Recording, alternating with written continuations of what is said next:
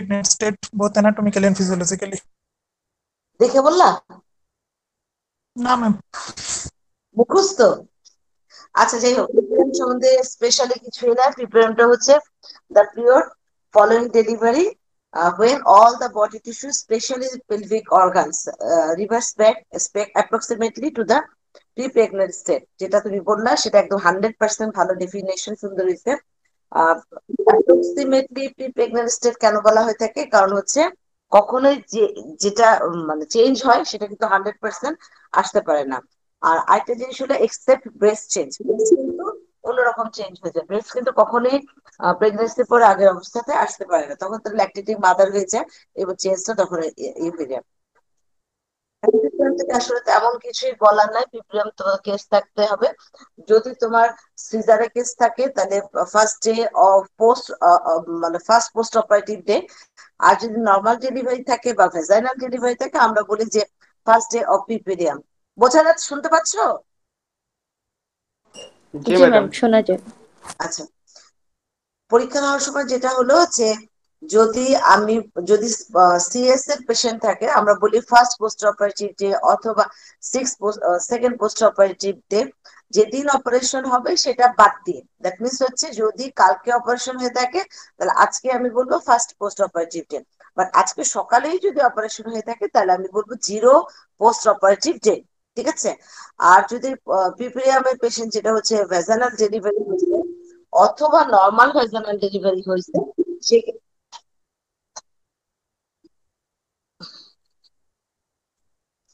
হয়েছে সেক্ষেত্রে হচ্ছে যে আমাদের বলতে হবে যে এটা first day of normal puerperium অথবা first day of abnormal puerperium, এই কথাগুলো মেনশন করতে হবে।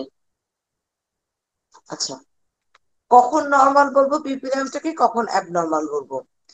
যদি ডেলিভারির পর মায়ের কোনো কমপ্লিকেশন থাকে তখন তাকে অ্যাবনর্মাল পিপিরিয়াম বলবো। ডেলিভারি হয়েছে, মা ঠিক আছে, বাচ্চাটা ফিটাল ডিস্ট্রেস, এটাকে আমি অ্যাবনর্মাল পিপিরিয়াম বলবো না, এটাকে নর্মাল পিপিরিয়াম বলবো। দ্যাট মিনস হচ্ছে ডেলিভারি পিপিরিয়াম সম্পূর্ণরূপে মা রিলেটেড, মানে মাদার রিলেটেড হচ্ছে পিপিরিয়াম। মায়ের যদি জ্বর থাকে অ্যাবনর্মাল পিপিরিয়াম, মায়ের যদি ব্লিডিং থাকে বেশি তাহলে সেটাও অ্যাবনর্মাল পিপিরিয়াম, মায়ের যদি প্রেশার বেশি থাকে সেটাও অ্যাবনর্মাল পিপিরিয়াম। সবকিছুই হচ্ছে মা রিলেটেড। ঠিক আছে? আচ্ছা, কিন্তু বাচ্চার সাথে পিপিএম এর কোনো সম্পর্ক নাই। Fetal distress, okay fine, fetal distress, বাচ্চা ফিটাল ডিস্ট্রেস হয়েছে, বাচ্চা আইসিইউতে ভর্তি, সেটার সাথে মায়ের পিপিএম এর কোনো সম্পর্ক নাই। আচ্ছা, পিপিএমটা হচ্ছে ওই যে আমরা বললাম যে কি কি কারণে হচ্ছে নর্মাল হয়ে যাবে, মানে প্রি প্রেগনেন্ট স্টেটে আসবে। দ্যাট মিনস হচ্ছে মাসেল ফাইবার যেগুলো বড় হয় আর সেগুলো কি যে নাম্বারটা বাড়ে সেগুলো কি নাম্বারটা কমে যায়? কমে যায় না, কিন্তু মাসেল ফাইবারের লেন্থটা এটা কমে যায়। প্রোটিওলাইটিক এনজাইমের জন্য এটা হতে পারে। আচ্ছা, আর সবচেয়ে প্রথম কোন জায়গাটাতে হচ্ছে মানে কন্ট্রাকশনটা শুরু হয়? Placental side. Placental side contraction করে দেখেই পিপিএসটা হয় না। ঠিক আছে? আর ডিটেলস যাবো না। সেটা হচ্ছে নর্মালি একটা ইউটেরাসের লেন্থ নন প্রেগনেন্ট অবস্থায় 60 গ্রাম থাকবে এবং ডেলিভারির পরে মানে ফুল টার্মে এটা 1000 গ্রাম থাকে। এটুকু জানতে হবে। আর প্রিপ্রেয়ার পিরিয়ডটা কখন? Following delivery of the placenta foetus placenta. That means হচ্ছে ডেলিভারির পর থেকে শুরু করে 6 উইকস পর্যন্ত যেটা, সেটাকে প্রিপেরিয়াম বলা হয়ে থাকে। আচ্ছা, এই প্রিপেরিয়ামে একটা স্পেশাল বৈশিষ্ট্য হচ্ছে মায়েদের লোকিয়াল ডিসচার্জ হচ্ছে, লোকিয়া হয়। এই লোকিয়াটা কি? লোকিয়াটা হচ্ছে ভ্যাজানাল ডিসচার্জ, যেটা হচ্ছে ইউটেরাস থেকে বিভিন্ন ব্লাড, তারপরে হচ্ছে মিউকাস, এগুলো সব মিলে আসছে, যেটা ফার্স্ট ফোর্থ নাইট পর্যন্ত, সাধারণত 2 সপ্তাহ পর্যন্ত বা 15 দিন পর্যন্ত একটা ডিসচার্জ হয়, এটাকে লোকিয়া বলে। কালারটা ডিপেন্ডস অন কালার, এটাকে 3 ভাগে ভাগ করা যায়, lochia রুব্রা, serosa and Alba. Lochia রুব্রা 1 থেকে 4 দিন থাকবে, 5 থেকে 9 দিন হবে লোকিয়া সেরোসা, তারপর অ্যালবা হলো একদম পেল সাদা। পিপুরিয়ামের কেসে অবশ্যই লোকিয়া জানতে হবে। এখন কথা হচ্ছে অনেক সময় হচ্ছে এটা 3 সপ্তাহ পর্যন্ত পারসিস্ট করতে পারে লোকিয়াটা। আচ্ছা, লোকিয়ার সুবিধা অসুবিধাটা কি? এটা তোমাকে একটা ক্লু দিচ্ছে। কিরকম ক্লু? যদি দেখো, সাধারণত আমি বললাম কি 5 দিনের মধ্যে হচ্ছে ব্লাডটা কমে যায়, বা 2 সপ্তাহের মধ্যে যে যে জিনিসগুলো বের হওয়ার কথা ছিল এগুলো হয়ে যায়, কিন্তু ধরুন তখন 3 সপ্তাহ মধ্যে তোমার সিভিয়ার ব্লিডিং শুরু হয়ে গেল বা লোকিয়াটা একদম প্রথম থেকে লাল হয়ে গেল, তাহলে বলতে হবে যে এখানে পারসিস্টেন্ট প্লাসেন্টার কোনো বিষ রয়ে গেছে কিনা। অথবা লোকিয়াটা একদম ফাউল স্মেলিং যদি হয়ে থাকে তাহলে বুঝতে হবে পিপিআর সেপসিস ডেভেলপ করছে কিনা। সো লোকিয়ার দুইটা কাজ, যদি এটা দেখা যাচ্ছে যে পারসিস্টেন্টলি এটা রেড কালার থাকে, ইট গিভ আস ইনফরমেশন লাইক, যদি এটা দেখা যায় রেড থাকে, পারসিস্টেন্টলি রেড থাকে, তাহলে বুঝতে হবে যে এখানে হচ্ছে হয় প্লাসেন্টাল টিস্যু রয়ে গেছে, আদারওয়াইজ থাকার কথা না। অথবা ফাউল স্মেলিং ডিশার্স, তাহলে সেটা হলো লোকিয়াল, কি বলবো আমরা, এটা হচ্ছে পিঁপড়া সেপসিস হয়েছে। ঠিক আছে, তো লোকিয়াটা ইম্পর্টেন্সটা এটাই। আচ্ছা, তোমাদের তো হলো ছেলে মেয়ে কেউই হচ্ছে তোমার হচ্ছে আর পিপিএমে প্যাট চেক করতে পারবে না, সে অপশন নাই, কিন্তু অবশ্যই হচ্ছে পেশেন্টকে জিজ্ঞেস করতে হবে যে তার ডে অনুযায়ী আজকে তার প্যাটটা কয়টা প্যাড ভিজেছে বা কত নাম্বার প্যাড ভিজেছে, প্যাড গুলো পুরোপুরি ভিজেছে গেছে কিনা, বা তার হচ্ছে কালারটা কিরকম, যে ব্লাডের কালারটা কিরকম, ডিসচার্জের কালারটা কিরকম। ধরো আহ, অবশ্যই জানতে হবে, কিন্তু যদি তুমি ভুলে যাও, মনে হলো যে না তুমি ভুলেই গেছো, কোনোভাবেই মনে নেই, তাহলে তোমাকে পরীক্ষার সময় আইডিয়া করেও বলতে হবে যে যদি এটা সেকেন্ড পোস্ট অপারেটিভ ডে থাকে, তুমি বলবা যে ম্যাডাম এটা lochia rubra. Third post operative day, madam এটা lochia rubra. Fourth post operative day, madam lochia rubra. আর তারপরে হচ্ছে তুমি বলবা না, যে তখন তুমি আন্দাজ করে বলে দিবা, কিন্তু অবশ্যই কিন্তু লুকিয়াটা সম্পর্কে জানতে হবে। আচ্ছা, একটা নর্মাল পিপিএম তো ডেলিভারি হয়ে গেল, ডেলিভারির পরে আমরা নর্মাল পিপিএমটাকে কিভাবে ম্যানেজ করি। যদি তার যে পেশেন্ট যদি ডেলিভারি হওয়ার পর, নর্মাল ডেলিভারিতে আমরা সবসময় বলি নর্মাল ডেলিভারিতে আমরা ক্যাথেটার করি না। ক্যাথেটার করি হচ্ছে টেম্পোরারি বেসিসে, যেটা হচ্ছে জাস্ট ব্লাডারটাকে ইভাকুয়েট করার জন্য। একটা প্লেন রাবার ক্যাথেটার দিয়ে থাকি, সেটা দিয়ে হচ্ছে ইভাকুয়েট করি ব্লাডারটাকে। আর যদি ফুল ব্লাডার থাকে তাহলে বেবি ডিসেন্ট, ফিটাস ডিসেন্ট করতে পারে না। ঠিক আছে, তো তো নর্মাল পিপিএমে হচ্ছে আমরা একটা ডেলিভারি হওয়ার পর মা খুব এক্সস্টেড থাকে, সিজার বলো আর ইয়ে বলো যেটাই হোক, যদি নর্মাল ডেলিভারিতে মা খুব এক্সস্টেড থাকে, এবং তখন তাকে আমরা ভালো খাবার খেতে দিব, তাকে হচ্ছে লিকুইড ডায়েট, নিউট্রিশিয়াস ডায়েট, এগুলো আমরা তখন থেকেই শুরু করবো ফলোইং ডেলিভারি। নর্মাল ডেলিভারিতে হচ্ছে ফলোইং ডেলিভারির পরেই কিন্তু আমরা খাবার দাবার শুরু করে দিতে পারি। ঠিক আছে, আর যদি সিজার সেকশন হয় তাহলে তাকে আমরা এনপিও রাখবো, এবং সিজার যা যা করতে হয়, অ্যান্টিবায়োটিক দেয়া, বাউল সাউন্ড, তাহলে সিজারে কখন আমরা হচ্ছে পেশেন্টকে ওরাল করবো, যখন বাউল সাউন্ড আসবে। সিজারে আমরা কতদিন ক্যাথেটার রাখবো, সিজারে আমরা হচ্ছে সাধারণত বাউল সাউন্ড আসলে ক্যাথেটার অফ করে দিই, যদি কোনো ইন্ডিকেশন না থাকে। তাহলে কখন আমরা ক্যাথেটার বেশি দিন রাখতে পারি, যদি আমার ব্লাডার ইনজুরি হয়ে থাকে, অথবা আমার মনে হলো যে ব্লাডার খুব হিউজ অ্যাডহেশন থাকে, তখনও আমরা একটু ক্যাথেটার রেখে দিতে পারি। ঠিক আছে, অথবা যদি মনে হয় যেটা অবস্ট্রাক্টেড লিভার, তাহলে অবশ্যই আমাকে 2 সপ্তাহ ক্যাথেটার রাখতে হবে। ব্লাডার ইনজুরি করলে 2 সপ্তাহ রাখতে হবে, আর অবস্ট্রাক্টেড লিভার হলেও 2 সপ্তাহ রাখতে হবে। কি জন্য রাখতে হবে 2 সপ্তাহ? To prevent vesico vaginal fistula. এই কথাটা কিন্তু আমি জিজ্ঞেস অবশ্যই করব যদি আমার কাছে প্রিপিয়ামে কেস পরে, কতদিন ক্যাথেটার রাখবা, কখন কখন বেশি রাখতে হবে। বেশি রাখতে হবে যদি ইনজুরি হয়, অথবা অবস্ট্রাক্টেড লিভার হয়, অথবা হিউজ অ্যাডিশন, তোমার মনে হলো যে ব্লাডারটাকে তুমি অনেক বেশি মোবিলাইজ করতে হচ্ছে, তাহলে কেন রাখবা, অ্যাটনিসিটি যাতে ডেভেলপ না করে, সেজন্য আমাকে হচ্ছে ক্যাথেটার রেখে দিতে হবে। এটা হচ্ছে নর্মাল ডেলিভারিতে সাধারণত আমরা ক্যাথেটার করি না, কিন্তু সিজার সেকশনে অনেকে করে, অনেকে করে না। করার পক্ষে যুক্তি হলো যে বেড পেন ইউজ করাটা খুবই কঠিন একটা ব্যাপার, আর না করার পক্ষে যুক্তি হলো যে ক্যাথেটার করলে there may be chance of infection, কিন্তু যেহেতু আমরা অ্যান্টিবায়োটিক কাভারেজে পেশেন্টকে রাখবো, সো আমরা ক্যাথেটারটা করতে পারি। আচ্ছা, তারপরে যেটা হলো যে আমরা তাদেরকে ডায়েটটা নর্মাল দিয়ে দিব, সিজারের পরে হচ্ছে যখন বাল সাউন্ড আসবে তখন আমরা তাকে ওরাল করবো, কিন্তু নর্মাল ডেলিভারি ক্ষেত্রে আমরা সাধারণত ডেলিভারি পরপরই আমরা তাকে খেতে দিই। আচ্ছা, তারপরে কি করতে হবে, care of the bladder bowel, that means হচ্ছে কিরকম যে তাকে বলে দিতে হবে যাদের জন্য কনস্টিপেশন কখনো না হয়। ফ্রিকুয়েন্ট ইউরিনারি যদি হয়, যেমন ঘন ঘন প্রস্রাব হয়, তাহলে অবশ্যই সেটা নোটিস করতে হবে। আর কি করতে হবে, যদি তোমার ইপিসিওটমি ওন্ড থাকে, অবশ্যই সেটাকে কেয়ার করতে হবে। এখন নেক্সট কোয়েশ্চেন হলো, ইপিসিওটমি ওন্ড তুমি কিভাবে কেয়ার করবে।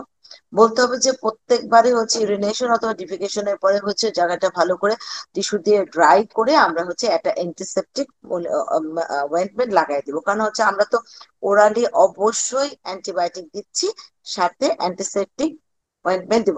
আমি আমি কি খুব ফাস্ট বলতেছি না আরো স্লো বলবো? ম্যাম একটু স্লো বলেন। স্লো বলবো, আচ্ছা। তাহলে এই বিষয়ে তুমি ওন কেয়ারের মধ্যে হলো আমি সবসময় পেশেন্টকে হচ্ছে প্রত্যেকবার বাওয়েল এবং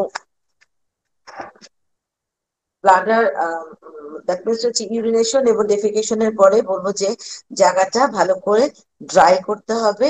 ড্রাই করার পর সেটা হচ্ছে ওয়েন্টমেন্ট দিতে হবে, অ্যান্টিসেপটিক একটা ওয়েন্টমেন্ট দিতে হবে। আর ওরালি অ্যান্টিবায়োটিক তো আমরা দিচ্ছি। এট দ্য সেম টাইম এটা অবশ্যই মনে রাখতে হবে তার যেন কনস্টিপেশন না হয়। কনস্টিপেশন হলে পেইন হবে। ঠিক আছে? আচ্ছা।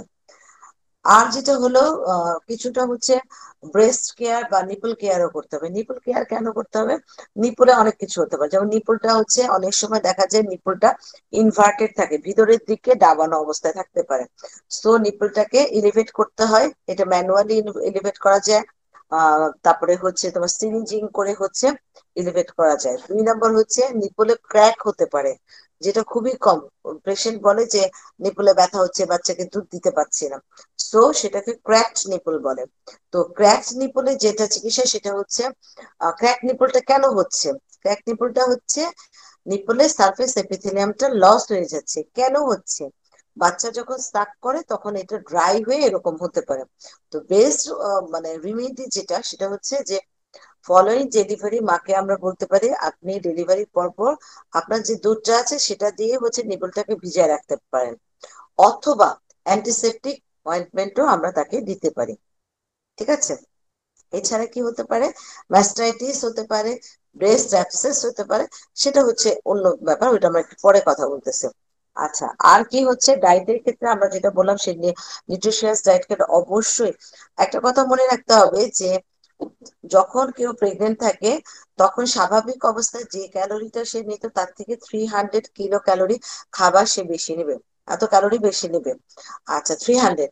আর যখন ল্যাকটেটিং মাদার হবে অবশ্যই 700 ক্যালোরি সে বেশি ইনটেক করতে হবে। কেন? কারণ হচ্ছে বাচ্চা ব্রেস্ট ফিড করতেছে, এবং বাচ্চা ব্রেস্ট ফিড করালে মাকে অবশ্যই বেশি খাবার দিতে হবে, বেশি পরিমাণে হচ্ছে ফ্লুইড খেতে হবে, দুধ খেতে হবে, ডিম খেতে হবে, মাছ মাংস এগুলো সব খেতে হবে। ঠিক আছে? অনেকেই করে কি যে না সেলাই জায়গাটা তাড়াতাড়ি শুকানোর জন্য হচ্ছে জাস্ট শুকনা খাবারটা দিচ্ছে, রুটি চা এগুলো, কিন্তু না, নিউট্রিশিয়াস ডায়েট অবশ্যই দরকার।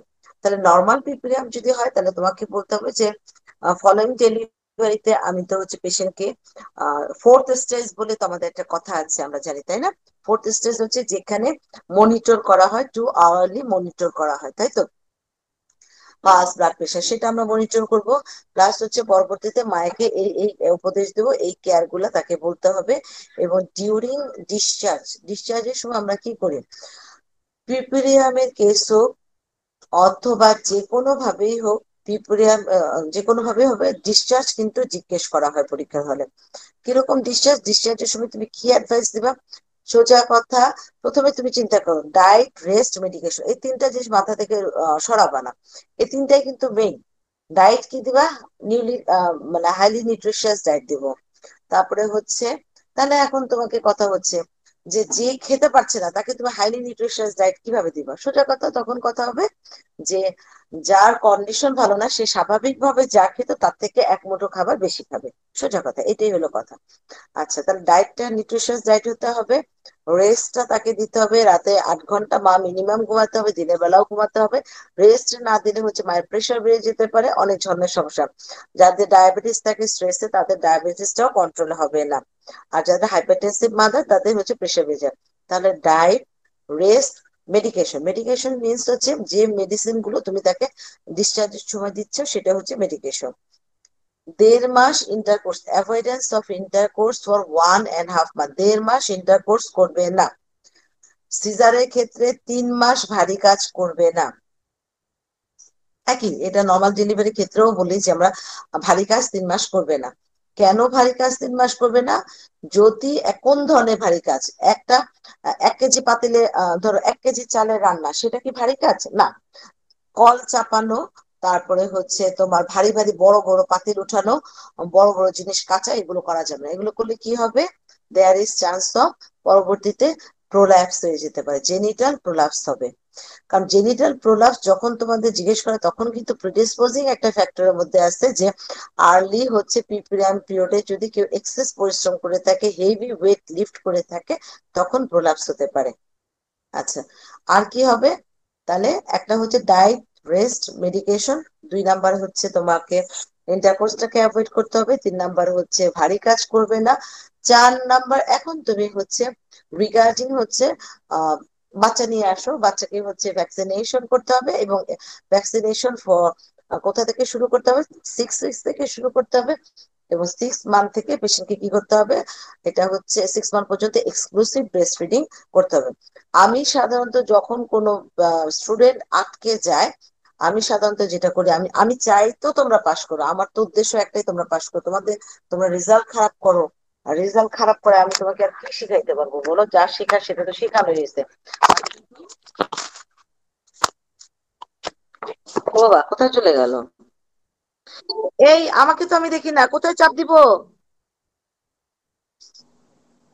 ম্যাম হচ্ছে মিটে আবার ঢুকেন ম্যাম। কোথায় ঢুকবো, আমি কি ঢুকতে পারি রে? দাঁড়া, ম্যাম দাঁড়াও রে বাবু, এটা পড়ে গেছে। ম্যাম এটা কি ল্যাপটপে না ট্যাবে ম্যাডাম? আচ্ছা, ট্যাবে রে বাবা।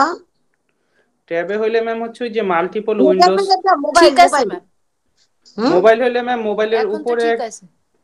ম্যাম আমরা কিন্তু দেখতে পাচ্ছি ম্যাম। ও, তোমরা দেখতে পাচ্ছ? তাহলে জি সমস্যা নাই, ম্যাডাম। জি খোঁচাখুচি ম্যাডাম। করলে পরে ঝামেলা হয়ে যাবে।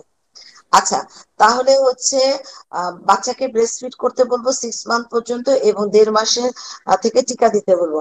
যখন তোমরা আটকে যাবে আমি কিন্তু অন্তত এইটুকু জিজ্ঞেস করবো যে এক্সক্লুসিভ ব্রেস্ট ফিডিং কি, 6 মাস পর্যন্ত কেন দিতে হবে, দিলে কি কি সুবিধা। আরেকটা হলো আমি একটু কন্ট্রাসেপটিভ অ্যাডভাইস দিব। যখনই তুমি এই কথাটা বলবা যে কন্ট্রাসেপটিভ অ্যাডভাইস দিব, তখনই আমি জিজ্ঞেস করবো কন্ট্রাসেপটিভ অ্যাডভাইস, ঠিক আছে তুমি আমাকে বলো তো ল্যাকটেটিং মারা কি কি অ্যাডভাইসটা, তাদেরকে কি অ্যাডভাইস দিবে, এবং নন ল্যাকটেটিং।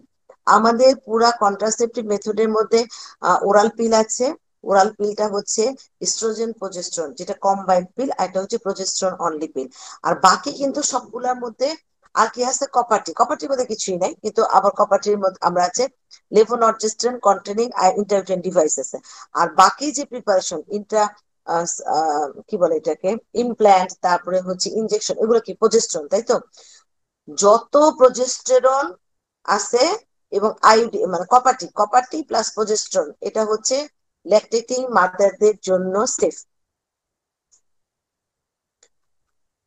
তাহলে ল্যাকটেটিং মাদারকে কি দিব না, ল্যাকটেটিং মাদারকে কম্বাইন্ড ওরাল কন্ট্রাসেপটিভ পিল সেটা দিব না। কেন দিব না?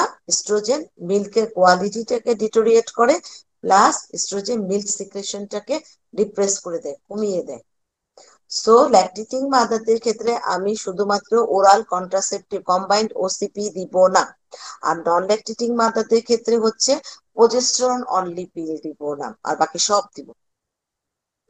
কম্বাইন্ড দিব না যে মা দুধ খাওয়ায়, আর যে মা ব্রেস্টফিড করে না তাকে হচ্ছে প্রজেস্টেরন অনলি পিল দিব না। কারণ প্রজেস্টেরন অনলি পিলে অনেক খুবই স্বল্প মাত্রা প্রজেস্টেরন থাকে। আমরা জানি যে যদি কোনো মা একদম এক্সক্লুসিভ ব্রেস্টফিড করায়, তাহলে 98% হচ্ছে তার কি বলে কি এটাকে প্রোটেকশন হয়ে যায়। বাট এই যে রিমেইনিং 2%, এই 2%-এর জন্য এত ঝামেলা।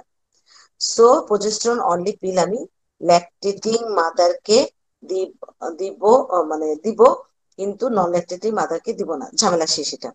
আচ্ছা, এখন তুমি আমাকে বলো, তখন আরেকটা কথা জিজ্ঞেস করতে পারে, খুব ভালো যদি কেউ অ্যান্সার দাও, যে ঠিক আছে তুমি এখন তো হচ্ছে ডেলিভারির পরেই হচ্ছে কপারটি পরায় দেয়, তুমি এটা কতক্ষণের মধ্যে পরানো যায়? ডেলিভারি পরে সাধারণত 48 আওয়ার্স এর মধ্যে হচ্ছে আমরা ডেলিভারি সিজারের সময় করে দিতে পারি, এবং ডেলিভারির পরে 48 আওয়ার্স এর মধ্যে আমরা ইন্ট্রা ইউট্রাইন ডিভাইস বা কপারটিটা পরাই দিতে পারি। ঠিক আছে, এতে যে সুবিধা হচ্ছে যে এই পেশেন্টটা আমার হাতছাড়া হলো না, এবং এর ফিউচার হুটহাট করে প্রেগনেন্সিটা কমে গেল। এগুলো হচ্ছে সাইড কথা, ভালো পারলে আস্তে আস্তে এখান থেকে এখানে যাবে।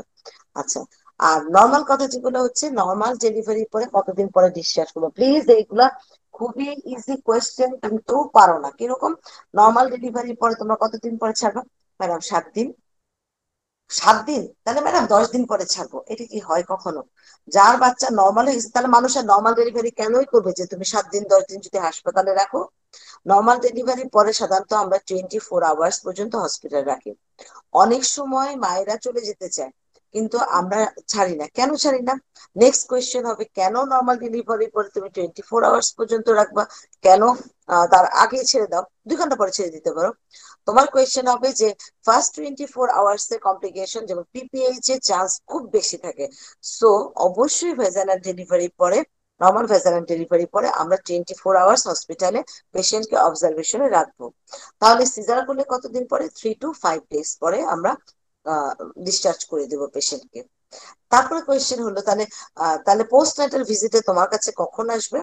পোস্ট নেটাল ভিজিটে তোমরা অনেক ঝামেলা করো। যেমন অনেকে নর্মাল ডেলিভারি পরে হচ্ছে 24 ঘন্টা পর, 48 ঘন্টা পর, 4 দিন পর। না, আমার এত ঝামেলা দরকার না। পোস্ট নেটাল ভিজিট আমি দুইটার কথাই বলবো, 6 ডে 6 উইকস শেষ। মানে যে নর্মাল ডেলিভারি করবে সে 6 ডেতে আসবে, আর যে সিজার হয়ে গেছে সে তো গেলই পোস্ট অপারেটিভ ডে, তাহলে তার আর আসার দরকার নেই, সে 6 উইকস এর দিকে আসবে। আমার কথা বুঝতে পারছো তোমরা? ম্যাম হচ্ছে যে হচ্ছে ম্যাম ইয়ে করে নাই সে হচ্ছে 6, মানে এটা একটু আবার ম্যাম একটু কনফিউশন।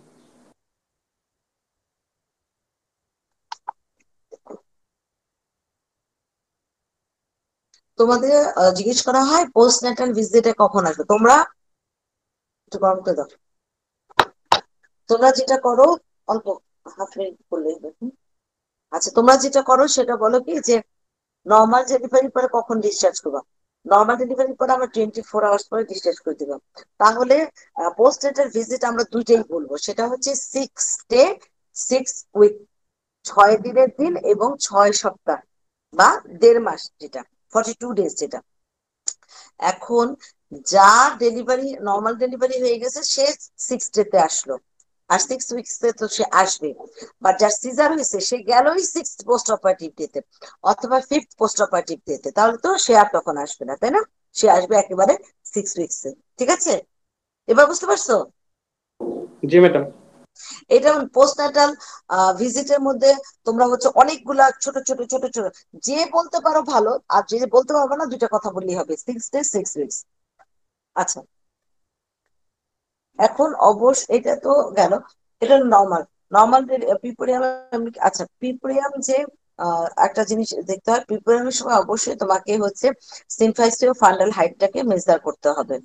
এই সিম্ফাইসিও ফান্ডাল হাইটটা আমরা কোথা থেকে মেজার করি? সেটা হচ্ছে সিম্ফাইসিস পিবিস থেকে।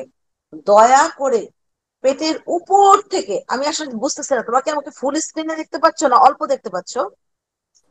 ফুল স্ক্রিনেই দেখতে ফুল পাচ্ছি। স্ক্রিন আগের ঠিক মতো আছে, ম্যাম দেখতে পাচ্ছেন। তাহলে আমি কেন দেখি না?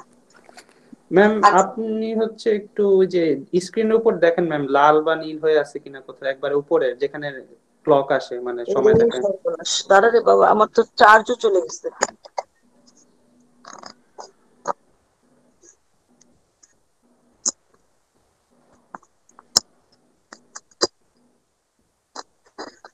আমি খুবই দুঃখিত, যে কোনো সময় আমার চার্জ চলে যাবে, বুঝতে পারলাম না হঠাৎ করে কি হলো। আচ্ছা, তাড়াতাড়ি পড়া ফেলি, যে কোনো সময় চলে যাবে।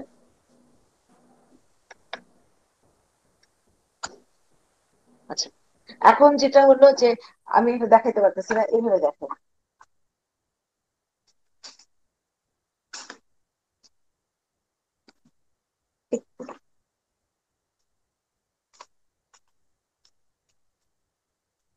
এই ছবিটা কি দেখতে পাচ্ছ তোমরা? এই ছবিটা, জি ম্যাম। জি ম্যাম। আচ্ছা এই ছবিটা দেখো, এ তো ইউট্রাস নিচের দিকে না?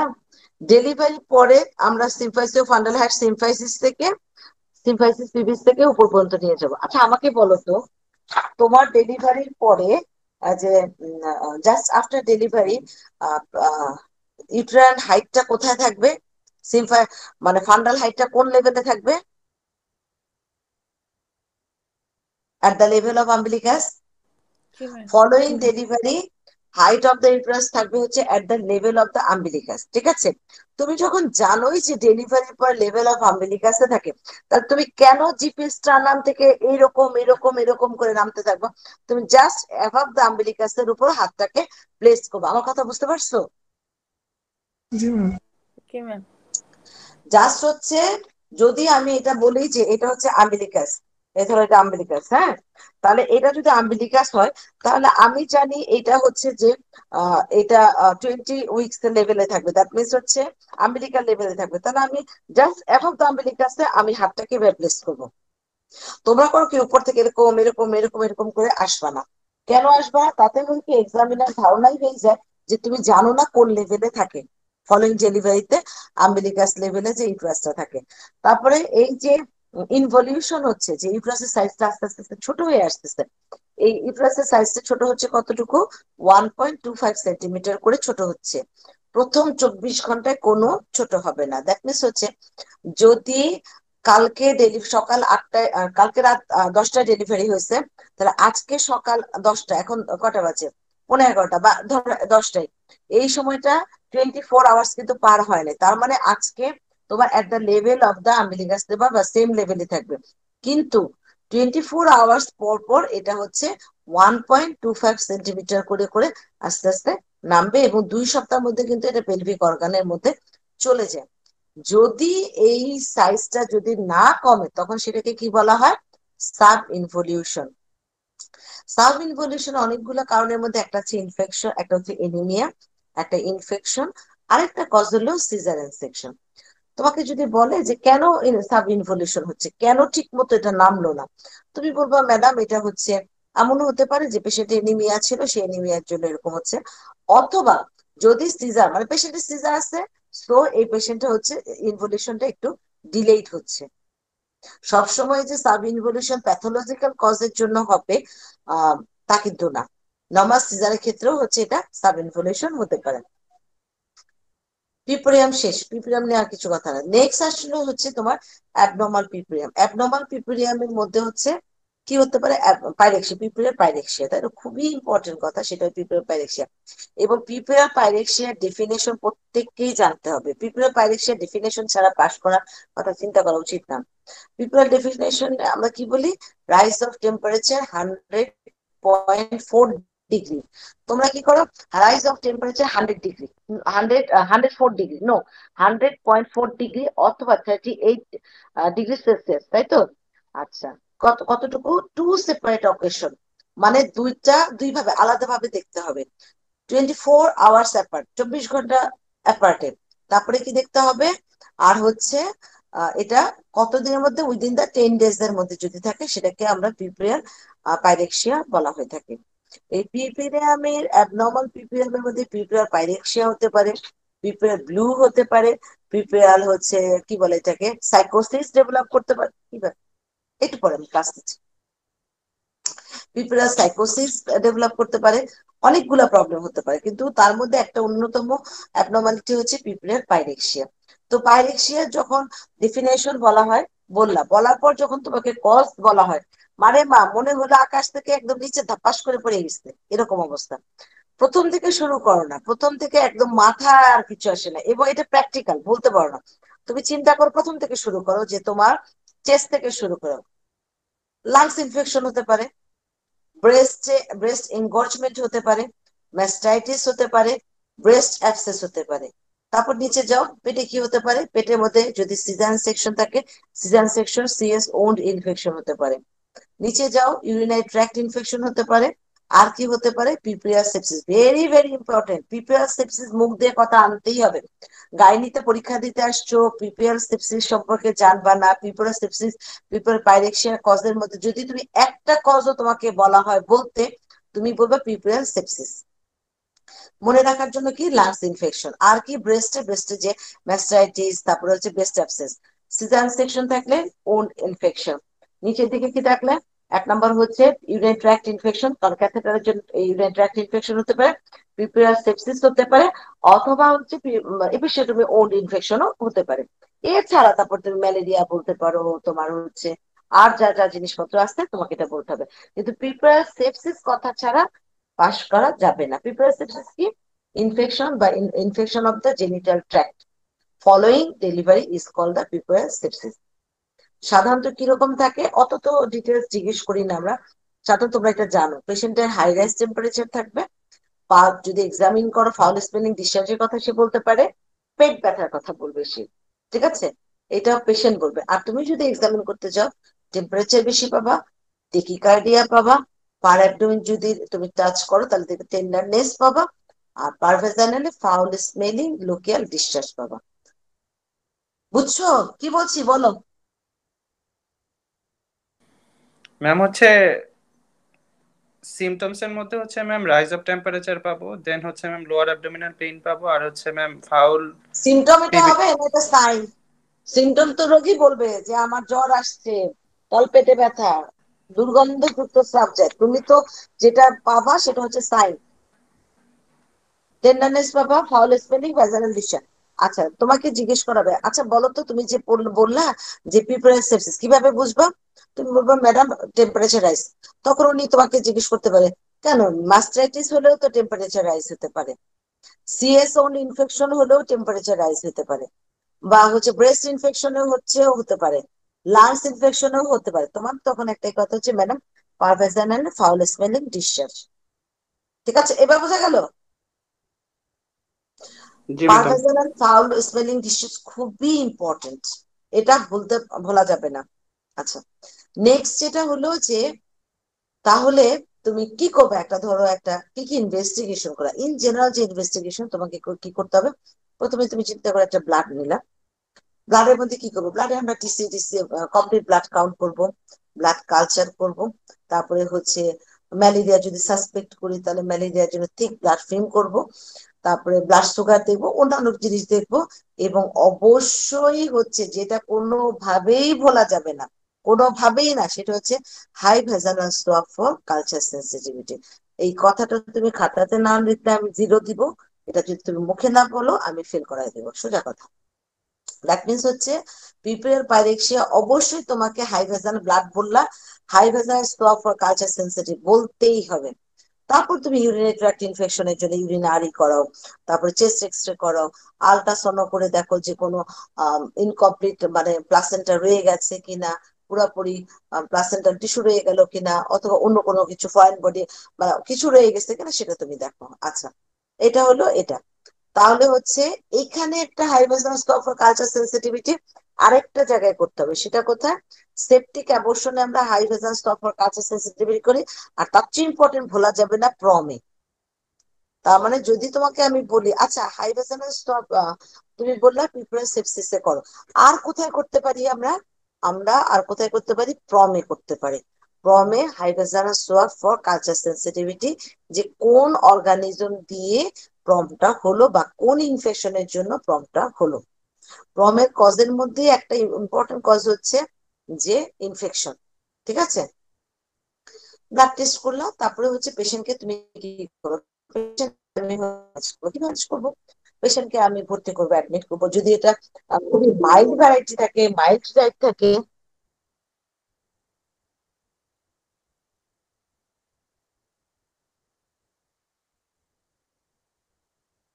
আচ্ছা কেউ যদি মনে করে যে যে তুমি কি সবসময় হসপিটালে ভর্তি করে কি পিঁপড়ার সেপসিস ট্রিট করতে হয় না, যদি মাইল্ড সিমটম থাকে জাস্ট অল্প একটু জ্বর আসতে, তাহলে আমরা আউটডোরে চিকিৎসা দিতে পারি। কিন্তু কারো যে চিল থাকে, রাইগার থাকে, একদম পেশেন্টের হচ্ছে শকে চলে যেতে থাকে বা আরো সিমটম থাকে, তাহলে অবশ্যই তাকে আমি অ্যাডমিশন করব।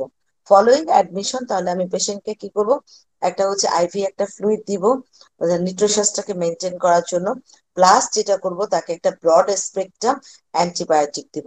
এই ব্রড স্পেকট্রাম অ্যান্টিবায়োটিক বলার জন্য তোমরা অ্যামোক্সিসিলিন, মেট্রোনিডাজল, জেন্টামাইসিন এগুলো বলো, এগুলো না পড়ে তুমি সরাসরি সেফট্রিয়াক্সন, মেট্রোনিডাজলের কথা বলতে পারো।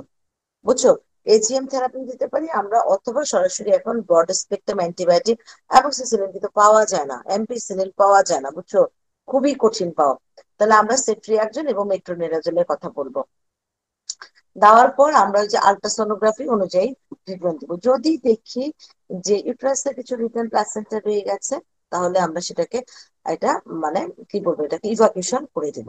দ্যাট মিনস হচ্ছে যে অনুযায়ী যে চিকিৎসা, যদি ব্রেস্ট অ্যাবসেস হয় তাহলে হচ্ছে কি সেটাকে ড্রেইন করে দিতে হবে, আর ম্যাস্টাইটিস থাকলে সেটা অ্যান্টিবায়োটিক কাজ করবে, লাং ইনফেকশন থাকলে অ্যান্টিবায়োটিক কাজ করবে, ওন ইনফেকশন থাকলে ডেইলি ড্রেসিং করতে হবে, এবং যদি মনে হয় যে এটা স্টিচ দিতে হবে তাহলে সেকেন্ডারি সুচার দিতে হবে। এখন কখন আমি ওন ইনফেকশন থাকলে আমি কিভাবে ম্যানেজ করবো, তখন জিজ্ঞেস করা হবে ওন ইনফেকশন হয়ে গেল কিভাবে ম্যানেজ করবো। ওন ইনফেকশন হলে ম্যাডাম আমি ডেইলি ড্রেসিং করব, ড্রেসিং করে তারপরে যখন আমাকে হেলদি মনে হবে তখন আমি এটাকে স্টিচ দিয়ে দেবো, সেকেন্ডারি সুচার দিয়ে দেবো। নেক্সট কোয়েশ্চেন হবে সেকেন্ডারি, তুমি কিভাবে বুঝলা এটা হেলদি? আমি এটা হেলদি বুঝবো কারণ যখন আমি গ্র্যানুলেশন টিস্যু দেখবো। গ্র্যানুলেশন টিস্যুটা কি? গ্র্যানুলেশন টিস্যুটা দেখতে পিঙ্কিশ কালার এবং এটা ব্লিডস অন টাচ, এটা হচ্ছে একটা identifying point for granulation tissue, সেটা হচ্ছে ব্লিডস অন টাচ। দেখবা যে ওন ইনফেকশনটা পাস টাস এগুলো সব সরে গেলে যখন তুমি বারবার ড্রেসিং করবা তখন একটা পিঙ্কিশ কালার আসবে এবং ধরলেই ব্লিডিং হবে। দ্যাট মিনস হচ্ছে এটা হলো হেলদি টিস্যু। এখন তুমি সুচার দিলে সেই সুচারটা থাকবে, এবং সাথে আর কি করতে হবে, পেশেন্টকে নিউট্রিশিয়াস ডায়েট খেতে হবে, মাছ মাংস ডিম দুধ যেগুলো আছে, ভিটামিন এ ডি সি প্রচুর পরিমাণে ভিটামিন সি খেতে দিতে হবে। তারপরে হচ্ছে আর কি বলবো, সি কার্বোহাইড্রেট, তারপরে ভিটামিন এ ডি দুধ ডিম এগুলো খেতে দিব, তাহলে ওন ইনফেকশনের ম্যানেজমেন্টটাও কিন্তু চলে গেল। আর কি, আর কোনো ম্যানেজমেন্ট নেই। পিঁপড়ার সাইকোসিস, এটা যদি দেখে যায় পিঁপড়ার সাইকোসিস খুবই ভয়ঙ্কর একটা জিনিস। প্রথমে হয় পিঁপড়ার ব্লু, মানে পেশেন্ট ডেলিভারি পরে কিন্তু একটু হরমোনাল ইমব্যালেন্সের জন্য একটু মন খারাপ, দেখবো অনেক মা চুপ করে থাকে, ভালো লাগে না, মানে কোপ করতে পারে না আর কি। তারপর একটা পর্যায়ে দেখা যাচ্ছে যে পিঁপড়ার সাইকোসিস ডেভেলপ করে থাকে। পিঁপড়ার সাইকোসিস যদি হয় তখন কিন্তু ব্রেস্ট ফিডিং কন্ট্রা ইন্ডিকেটেড। তাহলে contra indication of breast feeding কি? একটা হচ্ছে এইচপিভি, অ্যাক্টিভ ইনফেকশন যদি হার্পেস ভাইরাস যদি থাকে, আরেকটা কি হলো যে তোমার প্রিপেয়ার সাইকোসিস, কারণ মা অনেক সময় দেখা যায় বেবি ছুঁড়ে ফেলে দেয় মেরে ফেলে, সো সো প্রিপেয়ার সাইকোসিস আমরা ব্রেস্ট ফিড করতে দেই না। আর তো কিছু মনে আসতেছে না, এখন তোমরা আমাকে জিজ্ঞেস করো, বলো কি জানতে চাও, বা ভাইভাতে তোমরা তো এতদিন ধরে ভাইভা পরীক্ষা দিচ্ছ, বা কেসে যে ঝামেলায় পড়ছো, কি ঝামেলায় পড়ছো কিভাবে বলতে হবে আমি সেটা বলে দিই, বলো।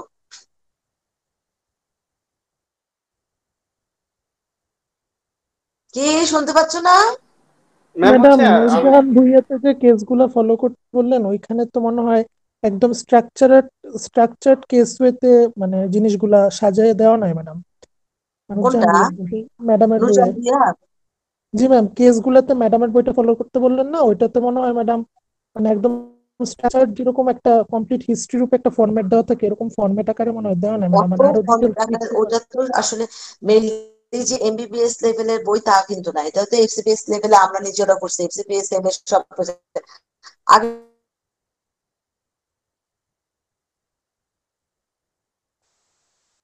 ভবিষ্যতে করবো, ওইটা একটা তোমার আইডিয়া।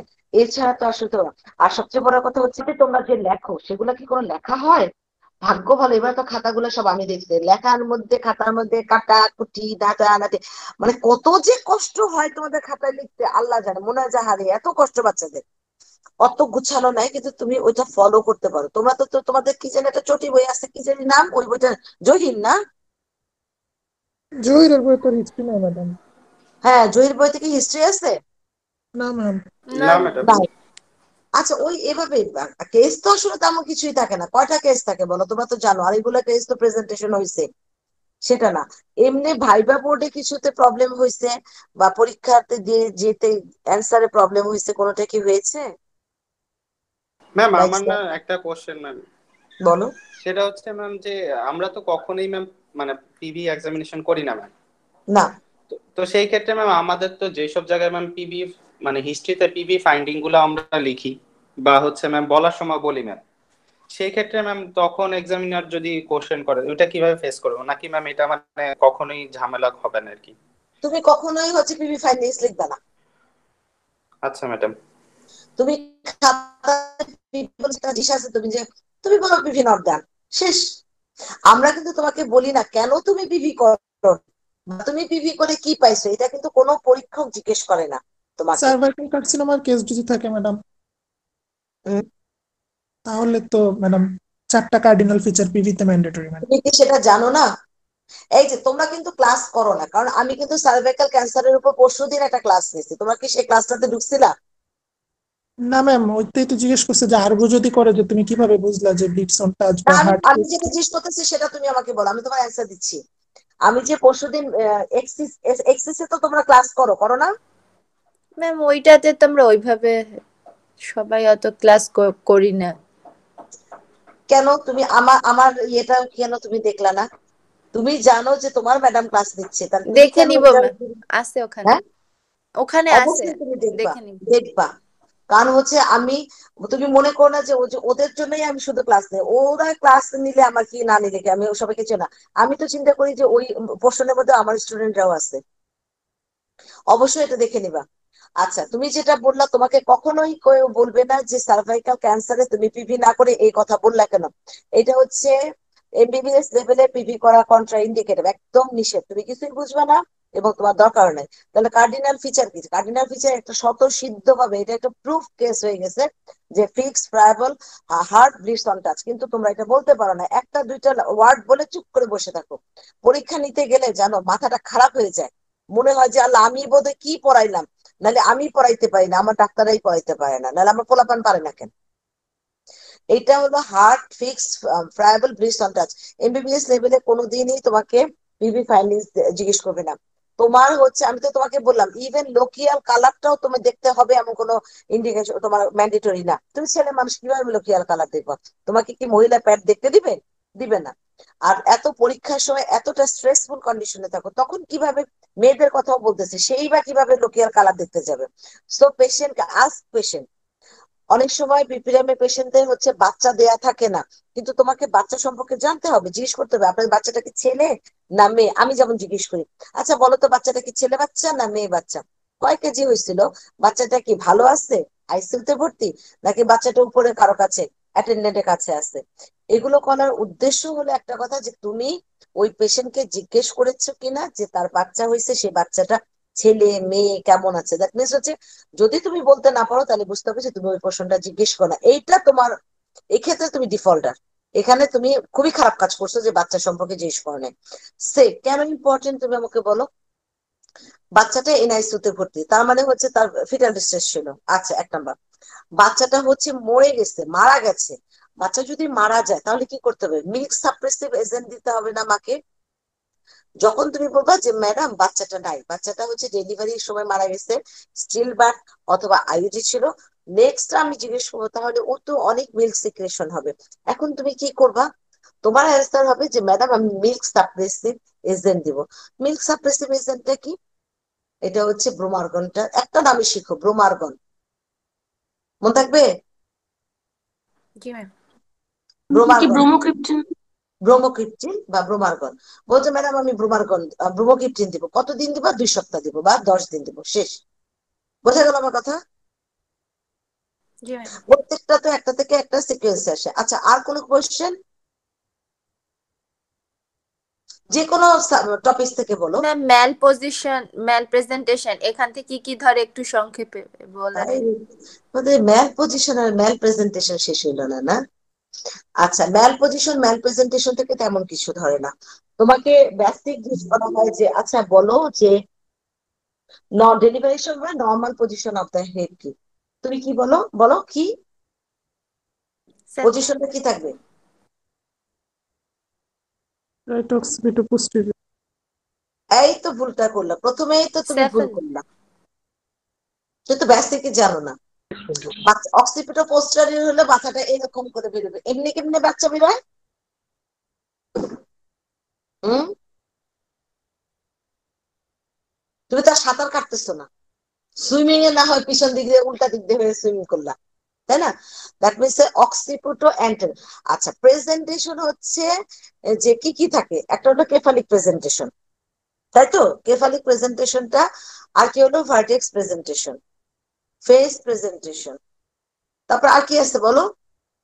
একটা হচ্ছে vertex presentation, face presentation, brow presentation, brow presentation. আর কি আছে?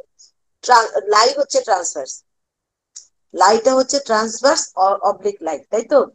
একমাত্র ফেস মানে occipital anterior, that means vertex presentation ছাড়া। ভার্টেক্স কোনটা? ভার্টেক্স হচ্ছে এখান থেকে এই পর্যন্ত যেটা দেখা যাচ্ছে, এই ভার্টেক্স প্রেজেন্টেশন ছাড়া সবগুলাই হচ্ছে ম্যাল প্রেজেন্টেশন। ব্রিজ প্রেজেন্টেশনের কথা বলবে না? এত যে ম্যাল প্রেজেন্টেশন বললাম, ভার্টেক্স প্রেজেন্টেশনটা হচ্ছে নর্মাল প্রেজেন্টেশন, আর বাকি যা আছে ফেস প্রেজেন্টেশন, ব্রাউ প্রেজেন্টেশন, তারপরে হচ্ছে ব্রিজ প্রেজেন্টেশন, সবগুলাই হচ্ছে ম্যাল প্রেজেন্টেশন। জিজ্ঞেস করে ম্যাল প্রেজেন্টেশন কাকে বলা হয়, ম্যাল পজিশন কাকে বলা হয়। আর অক্সিপিটাল অ্যান্টেরিয়র পজিশনটা হচ্ছে নর্মাল পজিশন। অক্সিপিটাল অ্যান্টেরিয়র মিন হচ্ছে এটা যদি অক্সিপিট হয়, বাচ্চা সবসময় এরকম করে ফ্লেক্স অ্যাটিটিউডে বেরোয়, ফ্লেক্স অ্যাটিটিউডে বেরোয় এক্সটেনশন হয়, ফ্লেক্স অ্যাটিটিউডে বের হয়ে যখন ইন্ট্রাইটাসটা ক্রস করবে তখন এটা এক্সটেনশন হবে, ঠিক আছে? মাথা এরকম করলে ডায়ামিটার কমে বাচ্চা বের হতে পারে। আর অক্সিপিটাল পোস্টেরিয়র হলে এরকম এরকম হয়ে গেল, এরকম হলে অক্সিপিটাল পোস্টেরিয়র হচ্ছে common malposition of the head, হচ্ছে অক্সিপিটাল পোস্টেরিয়র পজিশন। অক্সিপিটটা তখন রাইট অর লেফট, যে সেটার পাশে যে হচ্ছে রিংটা সে এখানে থাকে। অক্সিপিটাল পোস্টেরিয়রকে নর্মাল ডেলিভারি হতে পারে 90% ক্ষেত্রে 3/8 রোটেশন হয়ে নর্মাল ডেলিভারি হতে পারে। বাকি যে 10% সেটা হলো ঝামেলা করে, সেটা কি করে? সেটা সেই জায়গাতেই থাকতে পারে, নড়বে চড়বে